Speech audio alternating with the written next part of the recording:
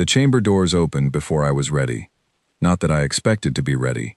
Nobody warned me that Apex Prime smelled like burnt copper and something older, something that had no name in any human language. Nobody warned me that the ceiling of the Grand Deliberation Hall was so high that clouds formed near the top, actual clouds, thin and pale gray, drifting between columns of carved stone that had been standing for longer than humanity had been writing words. Nobody warned me that when 600 alien eyes turned toward the door at the same moment, the sound of that movement, the collective rustle and shift of scales and feathers and exoskeletal plates, would feel like a physical pressure against my chest. I walked in anyway. My name is Soren Vale. I was 43 years old, born in Bristol, trained in international law at Edinburgh, posted to Galactic affairs after 15 years of work that most humans considered either heroic or deeply misguided depending on their mood. I had spent 8 of those years learning to read Veth facial expressions, 7 learning the tonal grammar of Crystari formal speech, and roughly 4 days preparing for the specific situation I was now walking into. 4 days was not enough. The hall was circular. Everything in Galactic Council architecture was circular, because every founding species had independently arrived at the conclusion that circles suggested equality. It was a nice idea. It was also, like most nice ideas in political architecture, a lie dressed up in stone.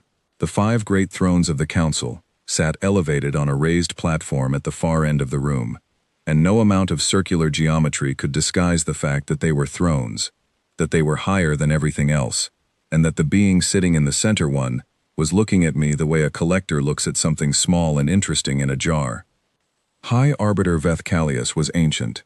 I knew from the briefing files that he was somewhere between 400 and 600 years old, the uncertainty existing because the Veth did not count time the way humans did, and found our questions about their age mildly offensive. He was tall, even seated. His skin was the deep blue-black of deep ocean water, and his eyes were silver, completely silver, no pupil visible, which meant he was either very calm or preparing to do something I would not enjoy. The Veth had 2 emotional states that produced silver eyes. I had not been able to determine which one was currently active. Around the circular floor, arranged in tiered seating that rose toward the walls, sat the diplomatic representatives of approximately 260 species. Some were members of the council. Most were not. They were here because the summons had gone out, because when the Galactic Council called a species containment hearing, attendance was expected, and when attendance was expected under council law, it was not truly optional. I found my seat. It was a single chair, placed in the center of the floor, facing the elevated platform. There was no table in front of it. There was no lectern. There was nothing to put my hands on, nothing to hide behind, nothing to suggest that the being sitting in that chair was anything other than the subject of this proceeding. I sat down and folded my hands in my lap and looked directly at Veth Callius. He let the silence go on for a long time. I later calculated it at 94 seconds. I know this because I was counting, slowly and deliberately, the way my father taught me to count during moments of pressure. My father had been a deep-sea diver before he retrained as a marine engineer. He had told me once that the most dangerous thing a diver could do when something went wrong was to rush. The ocean, he said, did not care how fast you panicked. It only noticed what you did. At 94 seconds, Veth Callius spoke. His voice came through the translation membrane embedded in my left ear as a low, measured sound, the kind of voice that expected to be obeyed, not because it was loud, but because it had never needed to be. Ambassador Vale of the human species, he said, you have been called before this council under the authority of Containment Protocol 7, Provision 14, which grants the Council of Five the standing to act in the interests of galactic stability when a developing civilization demonstrates patterns of expansion, militarization, or resource acquisition that the Council deems inconsistent with the peace of the broader community. I had read Protocol 7. I had read it 11 times. I had also read every application of it in the 4,000 years of Council records that were available to non-member species, which was not all of them, but was enough. The Council has reviewed the full record of human activity in galactic space over the preceding 82 years, Veth Callius continued. We have found this record to contain elements of concern. He did not specify what those elements were. He did not need to. The document had already been transmitted to my communicator the evening before, a dense and carefully constructed list of human actions that could be read, if you squinted at them from a particular angle, as threatening. Humanity had built 7 jump gates without council oversight. Humanity had expanded its trade routes into 3 sectors that the council had not formally opened to non-member species, though they had also not formally closed them. Humanity had developed propulsion technology that exceeded the level the council considered appropriate for a species of our age. And humanity had, in the most recently flagged item, declined to share the full specifications of that propulsion technology with the council's scientific registry. All of this was true. None of it was, in my honest assessment, actually a threat to galactic peace. It was, however, a very convenient list for a council that had specific plans for what it wanted to do with the space humanity currently occupied. The council has determined, Vethkalius said, that in accordance with Protocol 7, the following measures will be implemented with respect to the human species, effective upon your formal acceptance today. He read the terms. The first term was the decommissioning of all human border fleets within 12 months. Not a reduction, a full decommissioning, with council inspectors overseeing the process. The second term was the surrender of all jump gate technology, schematics and operational data to the council's central archive, after which human use of jump gate travel would require council approval on a case-by-case basis. The third term was the establishment of a council-appointed guidance warden, a senior official from one of the 5 founding species, who would be stationed on Earth and would hold advisory authority over all human decisions related to space expansion, military development, and interstellar trade. Advisory authority, that was the phrase they used. In the 4,000 years of Protocol 7's existence, no species that had accepted a guidance warden had ever successfully distinguished between advisory authority and actual authority. The warden's recommendations had a way of becoming requirements. It was a very elegant system when you looked at it from the outside. The chamber was quiet when he finished. The quiet was the listening kind, the kind that leaned forward slightly. I looked at Vethkalius. He looked back at me with his silver eyes and said, "The council will receive your formal acceptance now." He said it that way, not as a question, not even as an instruction, as a statement of what was about to happen, the same way you might say the sun will rise tomorrow. I took a slow breath. "With respect, High Arbiter," I said, "I would like to request a recess of 72 hours before Earth's response is formally entered into the record." The silence changed quality. It was still quiet, but it was a different kind of quiet now, the kind that happens when something unexpected occurs in a space that is not accustomed to unexpected things. Vethkalius tilted his head by approximately 3 degrees. For a Veth, that was a significant movement. "You wish to consult with your government?" "Yes," I said. "I believe that is standard diplomatic procedure for decisions of this scope." He looked at me for a long moment. I held his gaze. I had practiced holding the gaze of Veth dignitaries for 2 years, before I could do it without blinking at the wrong moment. "The recess is granted," he said finally. 72 hours. The council will receive your formal acceptance at that time. Not your response. Your formal acceptance. I nodded, stood, and walked back toward the chamber doors. As I walked, I was aware of the hundreds of eyes following me. I was aware of the Crystari ambassador leaning toward his aide and saying something in a frequency too low for my translation membrane to catch. I was aware of the Pale Dominion delegation not moving at all, which was their version of agitation. I was also aware of one other thing, a detail I had noticed when I first sat down in that lone chair in the center of the floor. There was no podium for rebuttal. There was no secondary seat for a responding statement. The chamber had been designed with one speaking position for the council and one position for the subject being addressed. It was not a courtroom. It was not a debate. It was a hall, built specifically for announcements and acceptances, for the speaking of terms, and the receiving of compliance. Nobody had ever needed a rebuttal podium because nobody had ever given one. The doors closed behind me. My aide, a young man named Owen Clark who had been with me for 3 years, and who had the particular gift of remaining calm in situations that warranted the opposite, fell into step beside me in the corridor. "How did it go?" he asked. "They gave me 3 days to inform humanity of our surrender," I said. "No one, not even me, believed I would use those 3 days to start a war." Owen said nothing for a moment. Then, "Should I book a channel to Earth?" Yes, I said. Secure, highest encryption, and Owen, make sure the cabinet is present. All of them. He nodded, and moved ahead to make the arrangements. I walked slowly down the corridor of Apex Prime, past walls that had been polished by 10,000 years of treaty and submission, and I thought about my father, and the ocean, and the simple fact that the most important thing you could do when everything went wrong was to refuse to rush. I was not rushing. But I was also not planning to go back into that chamber and say what they expected me to say. The call connected at 0300 hours Earth time, which meant the cabinet members had all been pulled out of sleep or whatever the equivalent was for people who had stopped sleeping properly the moment the summons arrived. Secretary General Laura Fenn appeared first on my screen, her gray hair pulled back without ceremony, her reading glasses still on, a cup of tea sitting untouched at her elbow. Then the others came online one by one. Defense Secretary Adele Morrow, Chief of Strategic Operations Admiral Yemi Okafor, Director of Intelligence Colin Reese, Foreign Affairs Director Nadia Aslan, and 6 other faces I knew well enough to read before they spoke. Nobody said good morning. Tell us, said Fenn. I told them. I gave them the terms exactly as Veth Callius had read them, without softening the language and without adding my own interpretation. I had learned long ago that people make better decisions when they receive information clean. Every instinct in diplomacy pushes you toward framing, toward presentation, toward choosing the words that guide the listener toward the conclusion you have already reached. I resisted that instinct. These 8 billion people deserve to hear it straight.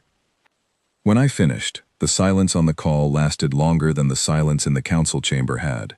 That told me something. Cabinet members did not do silence unless they were doing mathematics, the kind that involved futures and consequences and large numbers of people. Adele Morrow spoke first. The fleet decommissioning timeline is 12 months? Yes, I said. And the jump gate surrender is immediate upon acceptance? Within 90 days of formal acceptance. Council inspectors would arrive within the first 30. She nodded slowly. She was not surprised. I could see that she was confirming what she had already calculated, checking the arithmetic against a model she had been running in her head since before I called. Colin Reese pulled up something off screen. The guidance warden provision, he said. Advisory authority. Walk me through what that has looked like historically. I walked him through it.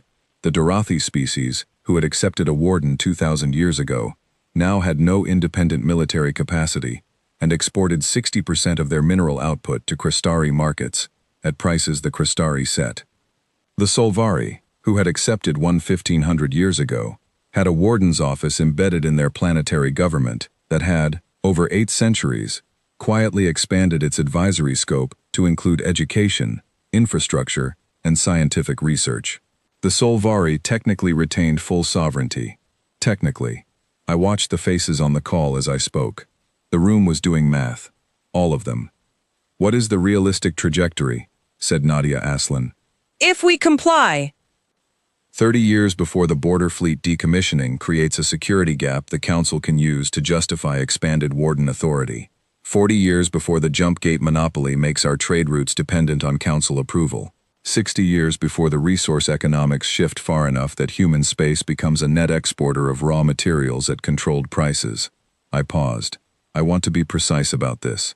Compliance does not end humanity as a species. It ends humanity as an independent civilization. We would persist. We would simply persist the way the Dorothi persist. Another silence.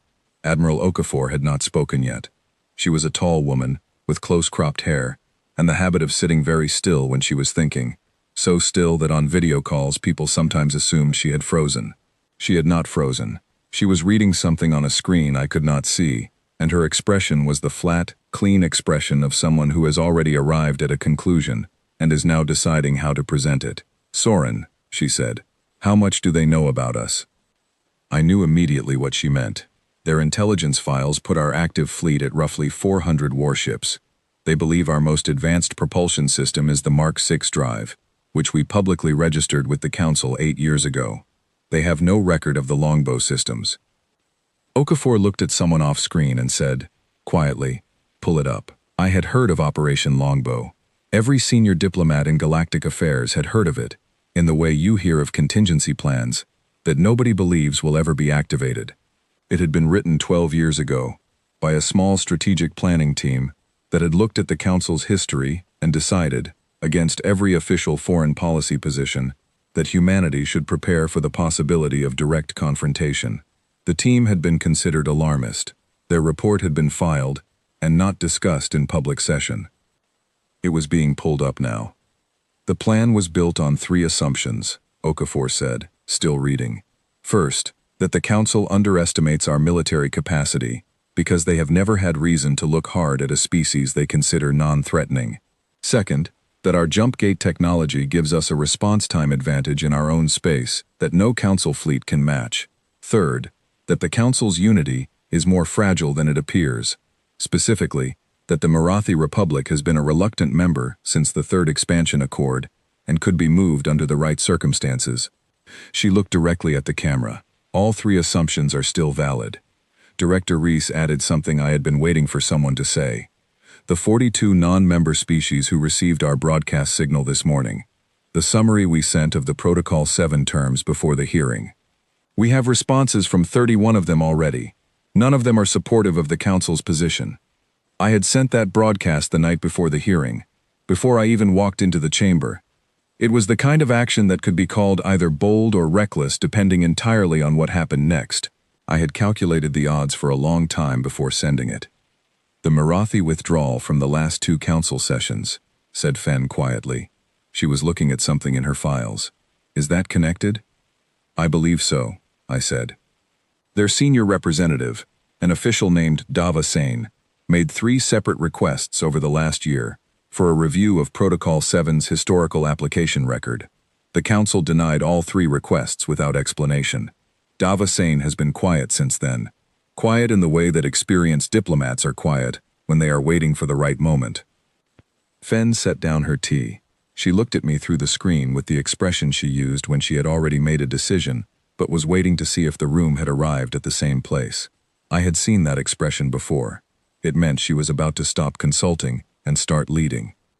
What do you need from us? She said. That was the question. Not what do you recommend? Not what are our options? What do you need? I told her. I needed Admiral Okafor to move the longbow assets to pre-agreed positions without any public signal. I needed Reese to prepare a full intelligence package, every piece of documented evidence we had of the Council's selective application of Protocol 7 across 4,000 years, the resource acquisitions, the trade coercions, the slow institutional erosion of every species that had ever said yes. I needed that package transmitted to every non-member species in our contact database simultaneously, not as a call to action, just as information, the kind of information that people deserve to have. And I needed one more thing. I need to know, I said, whether Earth authorizes me to refuse. The room went very still. Fen looked at me for a long time. 8 billion people, breathing somewhere behind her face. 8 billion people who had spent 80 years building something in the stars, who had buried their dead in foreign wars and explored places no human eye had seen, and argued about the cost of every ship and treaty and sacrifice that had brought us this far. 8 billion people who had no idea that the decision was being made right now, in a room none of them would ever see. Ambassador Vale, said Laura Fen, and her voice was quiet and absolutely certain. Do what you think humanity would be proud of.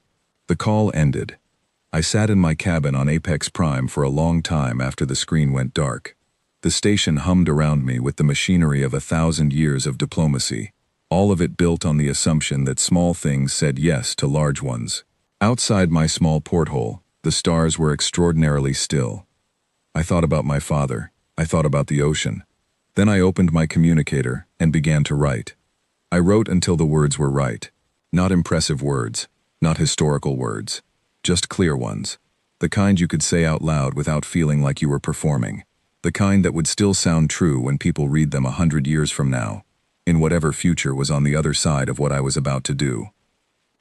I went to sleep that night knowing that when I walked back into that chamber, I would be carrying the weight of 8 billion people who had decided they would rather face whatever came next than live the slow alternative. The alarm woke me 4 hours later. I dressed carefully. A plain dark suit, no decorations, no flags, nothing ceremonial. I wanted to walk into that chamber looking like exactly what I was. One person from one planet, standing up to say something that needed to be said. Owen was waiting outside my door with 2 cups of coffee. He handed one to me without speaking. "How are you feeling?" he asked, after a moment. "Like someone who knows what they are going to say," I told him. He nodded. "That is better than most people get." We walked toward the chamber together. The grand deliberation hall looked the same as it had 72 hours earlier. Same circular floor, same tiered seating rising to the high walls, same thin clouds drifting near the ceiling, same 600 eyes turning toward the doors as I entered. Same single chair in the center of the floor, facing the elevated platform where the 5 thrones sat.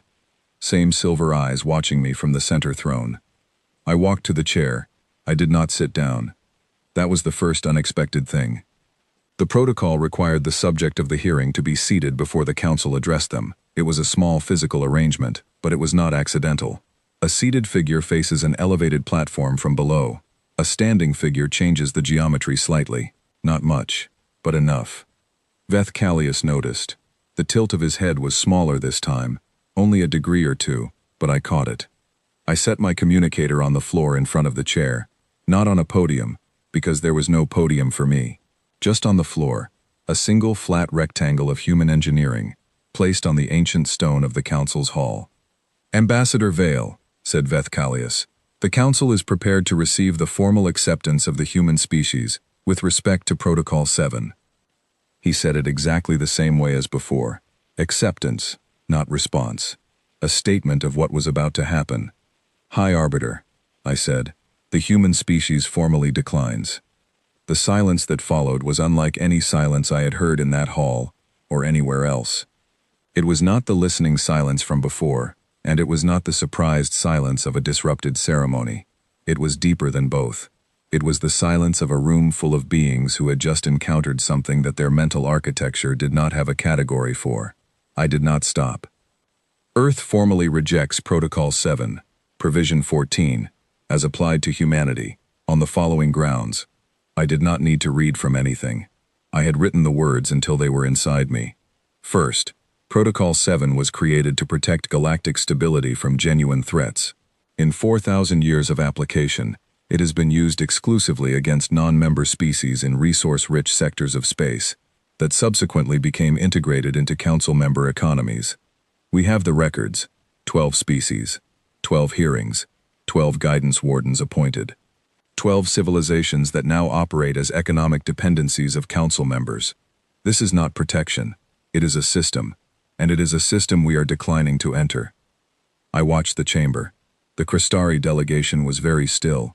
The Pale Dominion representative was doing something with her hands that looked like distress. The Marathi delegate, an official I recognized as Dava Sane from the intelligence files, had sat forward in her seat. "Second," I said, "humanity submitted a formal request 3 years ago for access to Protocol 7's full historical application record. The request was denied without stated reason. Under Article 41 of the Galactic Charter, which the Council wrote, non-member species under protocol review have the right to examine all precedents relevant to their case. The denial of that request was not consistent with the Council's own law.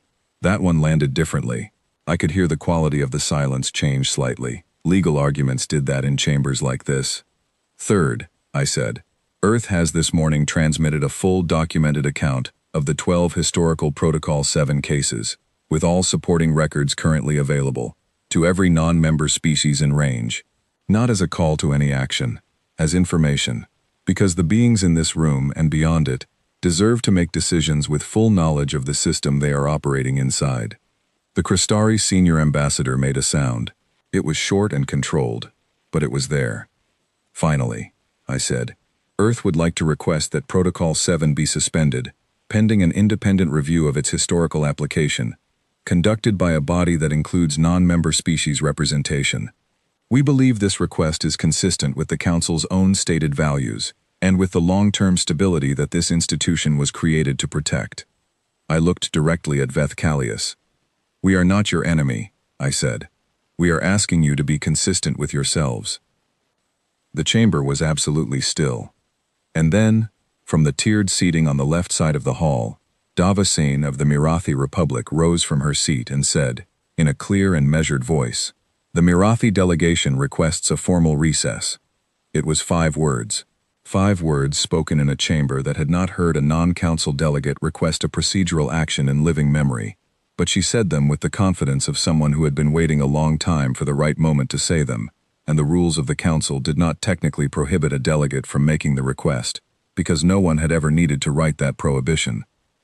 Vethkalius looked at Davasine for a long time. "Recess is granted," he said, in a voice that had lost approximately 5% of its certainty. Not much, but I noticed. 2 security officers from the Veth Collective, tall and blue-black like their arbiter, appeared at my side. They were professionally courteous, which was the most unsettling kind. They did not touch me. They simply appeared, and their posture communicated clearly that I would be leaving the chamber floor now. I reached down, picked up my communicator from the floor, and walked with them toward the side door. As I walked, I was aware of the camera drones. There were perhaps 40 of them positioned throughout the hall, broadcasting this hearing to every connected screen in council space. I was aware that most of them were following me rather than the council platform. I did not look at them. I kept my eyes forward and my hands loose at my sides, and I walked at the same pace I had walked in, because my father had taught me that the most important thing about any moment of pressure was how you walked out of it. The side door closed behind me. Owen was waiting in the corridor, and his expression told me he had been watching on a screen somewhere nearby. His eyes were a little wider than usual, which for Owen was equivalent to visible excitement. "The broadcast," he said quietly. 38 responses so far. Positive? 37 positive. 1 neutral. He paused. The neutral one is still reading the documents. Behind me, through the thick walls of the chamber, I heard something. It was not loud. It was more like the sound a structure makes when a weight it has been carrying for a very long time shifts position, not breaking, not collapsing, just moving, the way old things move, when they finally begin to recognize that the world around them is not what it was. I thought it sounded almost like fear. I kept walking. The holding room was small and clean and smelled like recycled air. There were no windows. The door was not locked, which was a careful distinction, because it meant they were calling this something other than imprisonment. Diplomatic courtesy detention. That was the phrase in the formal notification that arrived on my communicator 40 minutes after I left the chamber. I read the notification once, and then pulled up the Galactic Charter on the same screen. Article 73 covered the treatment of diplomatic personnel during active proceedings. Subarticle B was clear. A recognized ambassador could not be held without their explicit consent, except in cases of direct threat to station security. I was not a direct threat to station security. I had stood in a room and delivered a prepared statement. Diplomatic courtesy detention was not a category that existed in the Charter. I documented that. I sent the documentation to 3 places: Colin Reese at Earth Intelligence, the Marathi Diplomatic Mission's public contact address, and the Open Galactic News Registry, where anyone could read it. Then I poured a glass of water from the small dispenser on the wall and sat down to wait. Owen had been taken to a separate room. I had been told, by the Veth security officer who escorted me here, that he was comfortable and unharmed. I believed this not because I trusted the officer, but because detaining a junior diplomatic aide served no purpose, and council operations rarely wasted energy on things that served no purpose. 18 hours passed. I spent them reading. I reread the Protocol 7 case histories. I went through the Marathi Republic's public voting record in council sessions over the past 30 years, looking for the pattern I expected to find, and finding it. Gradual withdrawal, positions that walked back from full council support, an increasing frequency of abstentions on votes involving Protocol 7 applications. Davasane had been the Republic's council delegate for 9 of those years. She had abstained on 4 protocol hearings. In council politics, abstention was a position. It was the position of someone who believed something was wrong, but had not yet found the moment to say so clearly. I thought about what it must be like to be Davasine, to sit in that chamber for 9 years and watch 4 species walk through the same door and come out the other side diminished, and to know the rules well enough to know that the rules were being used in a way the rules were not supposed to allow, and to keep waiting for the moment when saying so would matter, rather than simply ending your career. I wondered if watching a human diplomat stand up and deliver a prepared refusal into the silence of that ancient hall had felt, to her, like the moment she had been waiting for.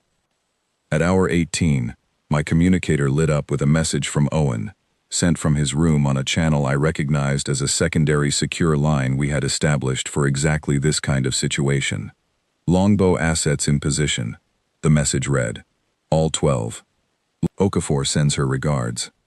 I set the communicator down carefully on the table. 12 ships. That was what the message said. But I knew what 12 ships meant in the context of Operation Longbow. It did not mean 12 warships drifting in open space. It meant 12 ships positioned at pre-calculated points along every major Council approach vector to human space, each one carrying weapons systems the Council had never observed or catalogued, each one crewed by people who had trained for this specific scenario for years, and who understood that their job was not to fire first, but to make the cost of firing first so clear that nobody would. The thing about humans that most species never quite understood was that we were not naturally the largest or the strongest or the oldest. We had survived on a difficult planet by becoming very good at one specific thing, making it expensive to fight us.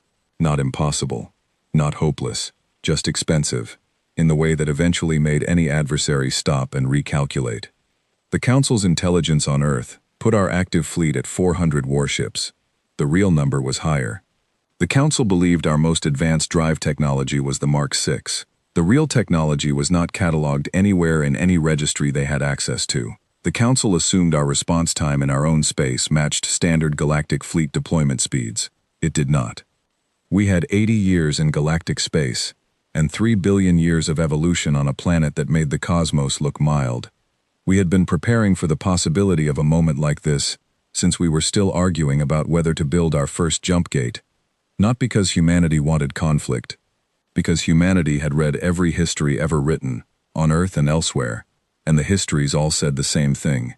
Civilizations that cannot protect their independence eventually lose it, and losing it is not the end, just the beginning of a much longer and quieter kind of loss.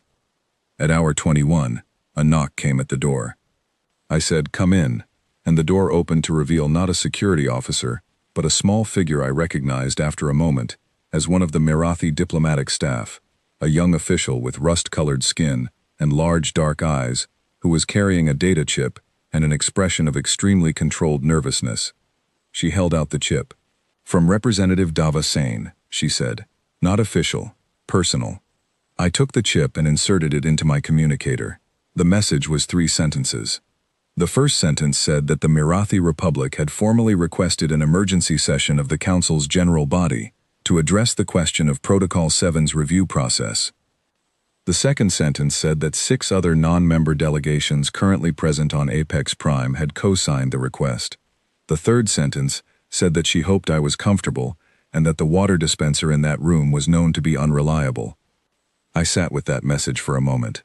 Then I looked up at the Mirathi aide, who was still standing in the doorway. "Tell Representative Dava Sane," I said, "that the water is fine, and thank her." The aide nodded and left. 40 minutes later, my communicator showed me something that I had not expected to see for several more hours. A live news feed from the station's broadcast network, showing the exterior docking port of Apex Prime from an exterior camera angle. In the feed, a ship was visible against the distant stars. Then 2 ships. Then, over the course of a few minutes, 14 more. Human ships, Earth fleet ships, every one of them running full identification transponders, so there was no ambiguity about what they were or where they came from. They were not in a combat formation. They were not weapons hot. They were simply present, in the space around Apex Prime, visible to every sensor on the station, and to every camera drone broadcasting from its exterior. At their center was the largest, a long and serious-looking vessel that I recognized from its design even before the feed showed its registration. The EFS Immovable, Earth's flagship, named not after a quality we hoped to project but after a decision we had made about who we were. My communicator registered an incoming audio signal from the Immovable's bridge. I accepted it. "Soren." Admiral Okafor's voice was exactly as I had heard it in cabinet meetings, measured, unhurried, carrying the specific confidence of someone who has spent a career in situations that required precision under pressure. "How are you holding up?" "Well enough," I said. "You're early." We were in the area. A brief pause. "The station knows we are here. We received 6 hailing attempts in the last 20 minutes. I told them we would be happy to discuss anything they wanted to discuss, but that we were waiting for a response on Ambassador Vale's status first." "And?" "They are thinking about it," she said. Through the holding room wall, I heard something that sounded like increased movement in the corridor. Footsteps moving at a speed that was faster than administrative pace. "Yemi," I said, "when this is over, however it ends, I need you to know that watching those ships show up on a news feed from a windowless room was the finest thing I have seen in 20 years of this work." There was a pause. When she spoke again, her voice had something in it that was not quite a smile but was close to one. "The Council has spent 10,000 years building a galaxy that obeyed," she said. "It never once considered what would happen when someone showed the galaxy that it did not have to." I heard the lock on my door click open. Not a guard this time. The door swung inward on its own, which meant the access restriction had been remotely lifted from a station control panel somewhere. I stood up, straightened my jacket, picked up my communicator, and walked out. 6 months moved with the particular speed of months that contain things that cannot be undone. I was standing at a window on the 3rd floor of the United Nations Conference Building in Geneva when I first fully understood that. Not at the council chamber, not in a diplomatic cable, or a news briefing, or any of the 100 tense conversations that had filled the space between then and now. Here, at a window, watching the transport ships land on the meadow that had been converted into an arrival field, each one carrying a delegation that no human being had ever expected to meet on Earth's soil. 43 species. I counted the ships as they came down, small and large, some familiar in design, some unlike anything in our catalogs. The Mirathi shuttle was identifiable by its characteristic swept fins, pale silver against the morning sky. Behind it came a vessel I had to look up in the reference files, from a species called the Teth, who had been non-members of the Council for 2,000 years, and had apparently been waiting with considerable patience for a reason to come out from under that status. The Galactic Council had not gone to war. The Crystari hegemony had wanted to. In the 72 hours after the standoff at Apex Prime, their council representative had delivered 3 separate statements calling for a formal military response to what they termed human diplomatic aggression. The Veth Collective had met with their own strategic council, run the numbers, reviewed the sensor data from the 15 Earth ships that had appeared around Apex Prime, and quietly declined to commit forces. The Pale Dominion had asked for more time to assess. The Urun Hive had not responded to internal council communication at all, which among the Urun meant they were processing and had not reached collective consensus. Without consensus, there was no council military authorization. That was in their own founding charter, the same document I had cited at the hearing. Joint military action required agreement from all 5 founding species. The Veth's refusal to move was a wall that the Crystari could not get around. So the Council had done the thing that old institutions do when confronted with something their architecture cannot handle. They had issued statements. They had invoked Protocol 7 formally, entering the declaration into the official record that humanity was in violation. They had commissioned a review committee, which was a way of doing something without doing anything, and they had watched, with visible discomfort, as the number of non-member species that formally associated themselves with the Free Species Accord grew from 1 to 7 to 19 to 43 in the space of 6 months. The Accord itself was not a military alliance. I had been careful about that. It was a framework, a commitment to share information, to grant mutual trade access without council mediation, to establish an independent review process for any interspecies disputes, and to collectively support any member species that faced external pressure inconsistent with the rights established in the Galactic Charter. It did not name the Council. It did not need to. The Mirathi Republic was the first to sign. They withdrew from the Council formally, 30 days after the Apex Prime standoff, citing what their official statement called a fundamental incompatibility between the Council's current practice and the principles the Republic had originally joined to uphold.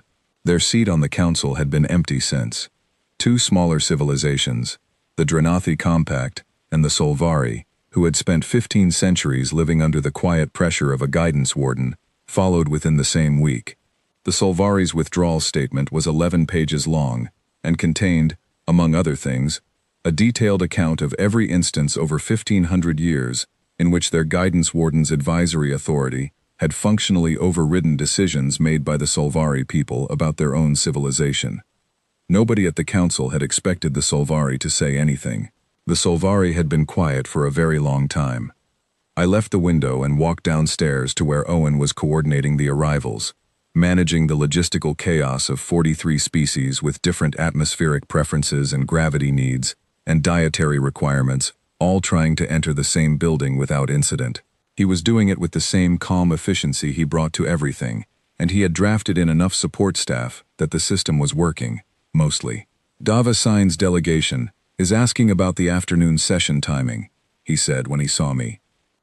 Tell them we are flexible. If they need more time to settle in, we push the opening session to tomorrow morning. He nodded and stepped away to pass the message. High Arbiter Veth Callius had requested a private meeting. The request had come through official channels 3 months after Apex Prime, worded with the careful neutrality that senior council officials used when they were doing something that did not have a recognized protocol. I had accepted. The meeting had taken place in a neutral location, a small station operated jointly by 2 non-aligned species, in a room with no camera drones and no official record. He had walked in looking the same as he always looked, ancient, composed, his silver eyes unreadable. We had sat across from each other at a small table, with nothing on it except 2 glasses of water. His first words, after a long silence, had been, "How long have you been planning this?" I had thought about how to answer that question for a long time before the meeting. I could have been diplomatic. I could have given him the version that was technically true but designed to minimize. Instead, I gave him the straight answer, because I thought he deserved it, and because I thought it might actually be useful to him. Since first contact, I said, not this specific moment, not these specific actions, but the preparation, the contingency, the understanding that this conversation might someday happen, since the first time a human read the Galactic Charter and noticed that Protocol 7 existed. He was quiet for a long time. You were afraid of us. We were informed about you, I said. Which is a different thing. Fear is not knowing what something might do. We studied you. We knew what you had done. We took it seriously. Another silence. And the ships, the capabilities your admiral showed. We are not interested in a conflict, I said. We have never been interested in one. What we are interested in is a relationship in which we are a party, rather than a subject. He looked at me with those silver eyes, and said nothing for a moment. Then, the Accord. Where does it go? That depends on what the Council does next, I said honestly. We did not build the Accord to replace the Council. We built it because species need structures that serve them, and the Council, as it has operated, has not been that for a significant portion of the galaxy's population. If the Council chooses to change, there is room for a different relationship. If it does not, the Accord will grow, because the need for it will grow. Veth Callius did not respond to that directly. He picked up his glass of water, which was the first movement he had made since sitting down, and he drank from it slowly, and then he said, "You are a very young species." "Yes," I said, "we are." "That is not an insult," he said. "It is a concern. Young species make errors that have long consequences. So do old ones," I said. He looked at me. I held his gaze. After a moment, something shifted in his expression. Not much, not enough that anyone without a lot of practice reading Veth faces would have caught it. "Yes," he said, "they do." We had not reached any formal agreement in that meeting. We had not shaken hands, because Veth did not make physical contact with non-Veth in formal settings, and I did not push the gesture. But we had talked for 2 hours, and at the end of it, when I stood to leave, he had said one more thing. "The Protocol 7 Review Committee," he said, "has been instructed to include non-member species consultation in its process. It was not announced publicly, but I thought you should know." I had nodded and left. It was not a victory. It was something smaller and more complicated than a victory. It was the beginning of a different conversation, one that might take decades and might not go anywhere, or might, slowly, go somewhere that mattered. Back in Geneva, I walked through the conference building toward the main hall, where the founding session of the Free Species Accord was going to take place. Through the high windows I could see the meadow outside, the alien ships resting in the afternoon light, some of them leaking gentle atmospheric adjusters into the air around them, small clouds of their own making settling over the green grass of the Swiss countryside. 43 species. Some of them old civilizations that had been suppressed into quiet for so long they had almost forgotten what it felt like to have an independent position on anything. Some of them young, younger than humanity, with only decades in galactic space, and the same early confusion that we had felt, the sense of being inside a system so large and old and settled that questioning it seemed presumptuous. Davasane found me in the corridor outside the main hall. She was shorter than she appeared on screen, and her rust-colored skin was paler at the edges of her face, which I had learned was the Marathi equivalent of visible tiredness. She had not slept well in months. Neither had I. "Ready?" she asked. "Not entirely," I said. She made a sound that was the Marathi equivalent of a dry laugh. "Good. People who are entirely ready for things like this are usually not taking them seriously enough." We walked into the main hall together. The room was full. Not loud, not celebratory, but full, in the way that rooms are full, when the people in them understand what they are here to do, and are taking it seriously. Representatives of 43 species, arranged not in circular seating this time but in a long, sweeping configuration that had no platform, no elevated position, no single chair in the center of a floor, just tables, arranged so that everyone was at the same level, and everyone could see everyone else. I took my seat. Around me, beings who had traveled from hundreds of light years away settled into theirs. I thought about the council chamber on Apex Prime, with its ancient columns and its ceiling clouds and its single chair. I thought about my father and the ocean, and the simple principle that you did not rush when things went wrong, but you also did not stop moving. I thought about 8 billion people who had decided that a thing worth having was worth the difficulty of keeping it. I thought about what it had cost. Not just the political cost, the maneuvering, and the risk, and the 72 hours of calculations that could have gone differently at any point. I thought about what it would continue to cost, because this was not an ending. It was the first page of something that would take a very long time to write, and there would be setbacks, and the council was not going to become a different institution because of one confrontation, and the galaxy was not going to reorganize itself along more equitable lines, because 43 species had signed a framework in a conference building in Switzerland. But 43 species had signed a framework in a conference building in Switzerland. That was real. That was a thing that had not existed 6 months ago, and existed now. I looked out the windows at the meadow and the ships and the afternoon sky of a planet that had spent 3 billion years trying to destroy the things that lived on it, and had produced, in the end, things that were very difficult to destroy. Davasane called the session to order in her quiet, certain voice. I picked up my pen, old habit, writing by hand. My father had done it too. They had called us young, and reckless, and unworthy of a seat at their table. They had been right about 2 of those things. We had built our own table, and we had left a chair for anyone brave enough to sit down. I started to write.